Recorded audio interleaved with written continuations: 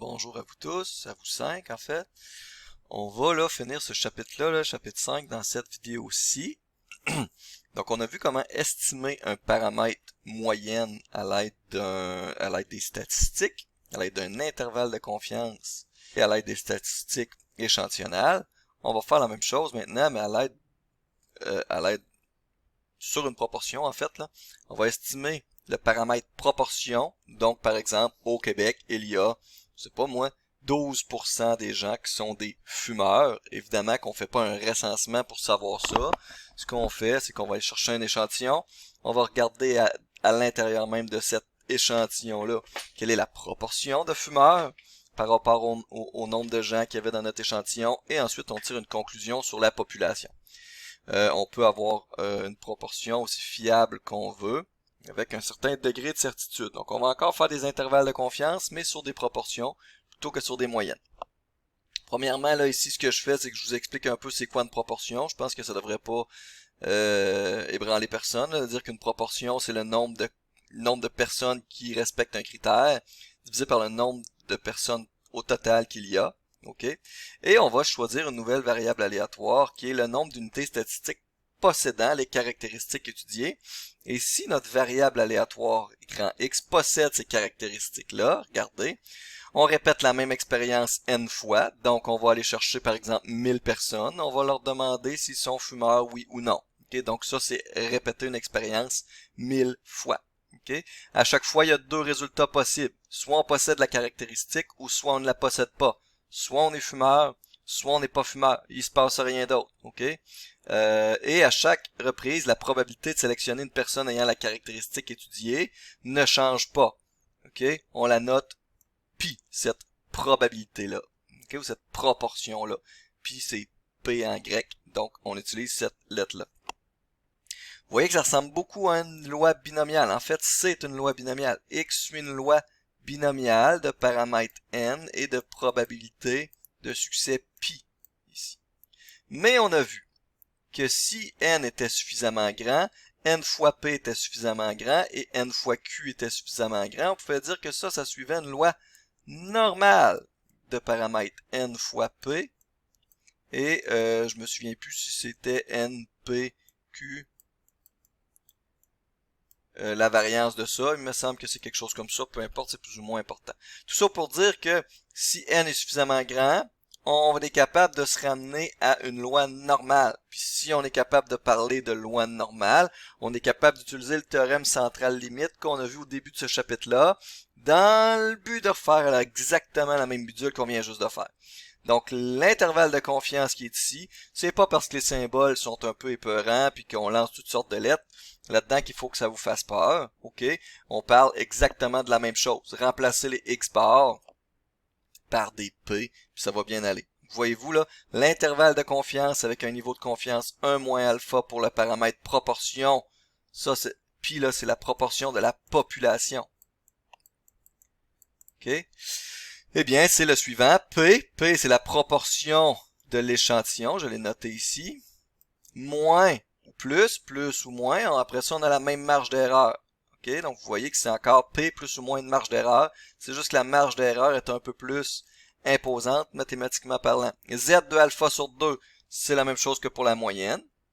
Racine carrée, bon, c'est là que ça se corse. Racine carrée de P fois 1 moins P, ou P fois Q si vous voulez, divisé par N. C'est tout ce que vous avez besoin de calculer. Ensuite, vous avez votre intervalle de confiance. On va aller lire les 4 points que j'ai mis là. 1 moins P, c'est la proportion qui n'ont pas la caractéristique étudiée. Donc ici, dans mon exemple, ce serait les non-fumeurs sur les 1000 personnes, par exemple. Supposons qu'on avait 120 fumeurs sur les 1000. Bien, la proportion, ce serait 120 divisé par 1000. Ce serait 12%. Et 1 moins P, ça serait toutes les autres. Donc, on aurait eu 880 non-fumeurs ou 88% aurait été la proportion. Il faut que les conditions suivantes soient respectées. Donc, n faut qu'il soit suffisamment grand, au moins 30, sinon on ne peut pas appliquer le théorème central limite. N fois P est au moins égal à 5 et N fois Q, ou N fois 1 moins P, est également au moins 5 aussi. OK? Comme ça. Et ça, c'est ce qu'on appelle la marge d'erreur. Donc, c'est la même chose que Z de alpha sur 2 fois sigma de X bar. En fait, là, le gros bout qui est là, racine carrée de p fois 1 moins p sur n, c'est votre sigma de x bar en considérant que la proportion suit une loi normale. OK? Parce que c'est une loi binomiale qui s'approche d'une loi normale parce qu'on fait l'expérience un très grand nombre de fois. Donc, c'est exactement ça. C'est juste appliquer le fait qu'une loi binomiale suit une loi normale lorsque les paramètres font en sorte qu'on peut faire ça. OK, on va se faire un petit exemple et ça va terminer votre chapitre 5. Donc, selon un sondage auprès de 1250 étudiants visant à évaluer l'importance du plagiat, 525 d'entre eux ont indiqué avoir copié un texte obtenu sur Internet. On aimerait ça estimer par intervalle de confiance avec un niveau de confiance de 99%, c'est-à-dire on va être certain à 99% d'avoir estimé la proportion correctement, la proportion des étudiants qui ont déjà copié un texte sur Internet. Donc on va aller chercher toute l'information nécessaire. Donc le 1250 qui est là, c'est la taille de votre échantillon. On a sondé 1250 étudiants. 525 d'entre eux ont la caractéristique voulue, c'est-à-dire ont copié un texte sur Internet. Donc ça nous donne l'information sur la proportion de l'échantillon. C'est justement ce 525-là, divisé par le nombre de personnes sondées, 1250. Si vous faites ce calcul-là, ça serait supposé vous donner 42%. Je vais écrire 0,42. Ça nous donne aussi un moins P. Un moins P, ou vous pouvez écrire Q aussi, ça m'embête pas du tout. Refaites pas de calcul, faites juste dire que c'est carrément 100% moins la probabilité que vous venez de trouver. C'est-à-dire ici c'est 58%. Je vais peut-être écrire 0,58 pour être cohérent avec ce que j'ai écrit tantôt. Donc 0,58. On veut être fiable à 99%, donc notre 1 moins alpha est égal à 99%. Ça nous donne l'information sur alpha. Je vais même écrire alpha sur 2 tout de suite. Donc si 1 moins alpha c'est 99%, alpha c'est 1%, et alpha sur 2 c'est 0,5%. On va regarder les critères. Ce sera toujours le cas en fait pour vous, mais il faut les regarder quand même. Il faut regarder, bon, n est-tu plus grand que 30? Oui. Ça marche. N fois P, ben N fois P, ça va vous redonner 1250 fois quelque chose divisé par 1250, ça va vous redonner votre numérateur en question, 525. Et votre N fois Q, votre N fois 1 moins P, ça va vous donner 1250 moins 525, ça va donner 725. Et puis ces deux choses-là sont plus grandes ou égales à 5. Big time à part de ça. OK? Comme ça. Les critères sont donc respectés. Je peux dire que je peux utiliser cette formule-là pour évaluer la proportion de la population de tous les étudiants. J'ai besoin de la racine. Ma marge d'erreur, en fait, je vais écrire marge d'erreur.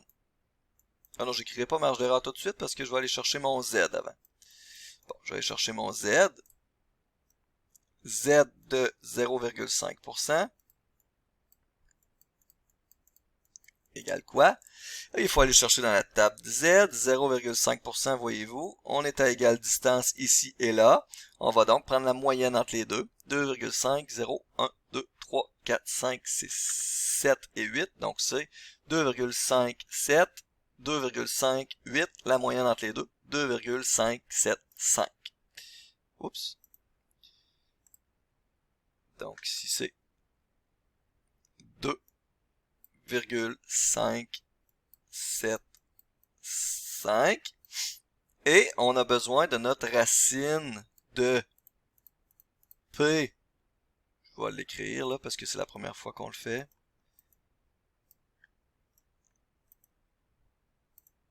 Bon. Racine de P fois 1 moins P sur N. La racine de tout ça, c'est égal à la racine de P, c'est 0,42. 1 moins P, c'est 0,58. Divisé par N ou divisé par 1250. si vous faites ce calcul-là, vous allez obtenir 0,014. 0,014. La marge d'erreur, ce que je vais appeler ME, c'est Z fois la racine qu'on vient de calculer. Okay? Donc la marge d'erreur ici, c'est 2,575 fois 0,014. Et puis ça, je l'ai pas fait. Ça va, je me suis mal préparé. Ça fait 0,014 fois 0,27. 2,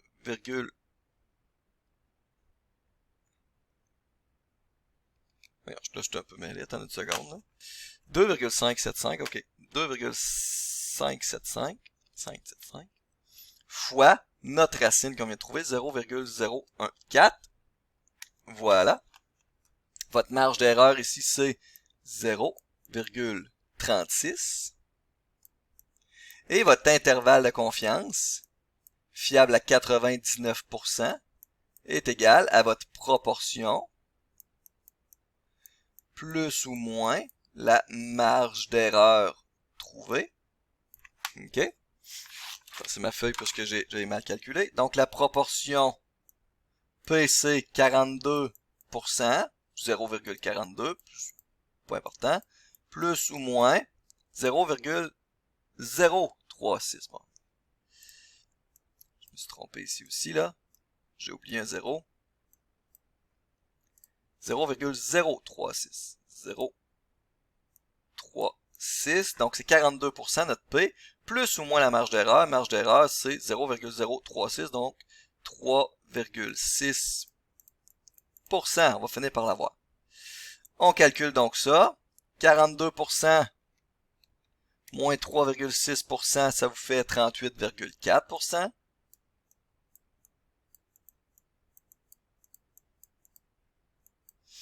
Et si on fait plus, 42% plus 3,6%, ça nous fait 45,6. 45,6%. Et ça, c'est votre proportion que moi j'ai appelée pi dans vos notes de cours. OK? Donc, on a que, il faut faire attention en interprétant ça, c'est pas que 38,4% des étudiants ont triché, c'est pas 45,6% des étudiants qui ont triché. Ce qu'il faut dire, c'est que on est certain à 99% près que la proportion des étudiants qui trichent se situe entre 38,4% et 45,6%. On est certain à 99% d'avoir bien estimé cette proportion-là. Est-ce que ça se peut qu'on fasse un recensement sur les, je sais pas moi, les 150 000 étudiants qu'il y a au Québec et qu'on ait accès aux vrais paramètres et qu'ils ne se situent pas dans cet intervalle-là? Oui. Quelle est la probabilité que cela arrive? 1%. Parce que nous, notre proportion, notre estimation est fiable à 99%. OK? Donc, c'est très fort. On est capable d'estimer ce paramètre-là avec une très faible marge d'erreur, une marge d'erreur d'à peine 3,6%. Vous avez des exercices à faire en lien avec ça, les exercices 5.3. Il ne reste qu'un seul chapitre sur les tests d'hypothèse avant votre examen final, qui est dans 3 semaines, là, ou à peu près, là.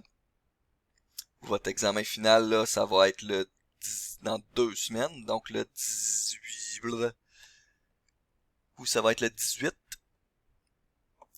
Non, le 19, excusez, le 19 mai, 19-20, vous aurez les 2 journées, là, pareil comme pour votre examen 2.